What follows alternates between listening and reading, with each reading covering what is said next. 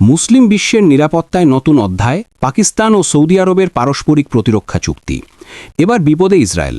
পাকিস্তান ও Saudi আরব একটি ঐতিহাসিক কৌশলগত পারস্পরিক প্রতিরক্ষা চুক্তি স্বাক্ষর করেছে, যেখানে বলা হয়েছে কোনো একটি দেশের বিরুদ্ধে আগ্রাসন চালানো হলে তা উভয় দেশের বিরুদ্ধে আগ্রাসন হিসেবে বিবেচিত হবে। এই অবস্থায় উভয় দেশ পরস্পরকে রক্ষা করার জন্য এগিয়ে আসবে। বুধবার 17 সেপ্টেম্বর পাকিস্তানের প্রধানমন্ত্রী শেহবাজ শরীফের সৌদি আরব সফরের সময় এই চুক্তিটি স্বাক্ষরিত হয়। আল ইয়ামামা প্রাসাদে সৌদি যুবরাজ ও প্রধানমন্ত্রী মোহাম্মদ বিন সালমান শেহবাজ শরীফকে স্বাগত জানান। চুক্তি স্বাক্ষরের পর উভয় দেশ একটি যৌথ বিবৃতিতে জানায় যে ভ্রাতৃত্ব, ইসলামিক সংহতি ও অভিন্ন কৌশলগত স্বার্থের ভিত্তিতে এবং প্রায় 8 দশকের দীর্ঘ অংশীদারিত্বের ওপর দাঁড়িয়ে দুই পক্ষ কৌশলগত পারস্পরিক প্রতিরক্ষা চুক্তি স্বাক্ষর করেছে।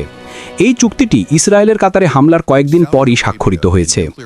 বিবৃতিতে আরও বলা হয় যে এই চুক্তি দ্বিপাক্ষিক নিরাপত্তা সম্পর্ক জোরদার এবং আঞ্চলিক ও বৈশ্বিক শান্তিতে অবদান রাখার যৌথ অঙ্গীকারকে প্রতিফলিত করে। এটি যে কোনো আগ্রাসনের বিরুদ্ধে যৌথ প্রতিরোধ ব্যবস্থা শক্তিশালী করার লক্ষ্য রাখে।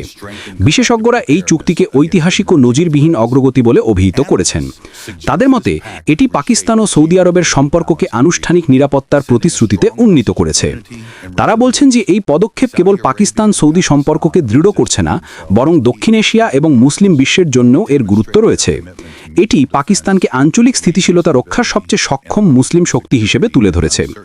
বিশ্লেষকরা আরও বলছেন যে সাম্প্রতিক আঞ্চলিক অস্থিরতা, ইসরায়েলের হামলা, দোহা সম্মেলন এবং আরব বিশ্বে সার্বভৌমত্ব নিয়ে উদ্বেগ বৃদ্ধির প্রেক্ষাপটে এই চুক্তির তাৎপর্য অনেক বেশি। এটি প্রমাণ করে যে বর্ধিত হুমকির সময়ে সৌদি আরব পাকিস্তানকে সবচেয়ে নির্ভরযোগ্য অংশীদার হিসেবে বিশ্বাস করছে। শেহবাজ শরীফ সৌদি যুবরাজকে উষ্ণ অভ্যর্থনা ও আতিথেয়তার জন্য ধন্যবাদ জানান।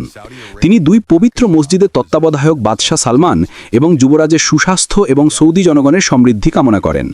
সৌদি বাদশাহ শেহবাজ শরীফের সুস্বাস্থ্য এবং পাকিস্তানের জনগণের উন্নতি ও সমৃদ্ধি কামনা করেন।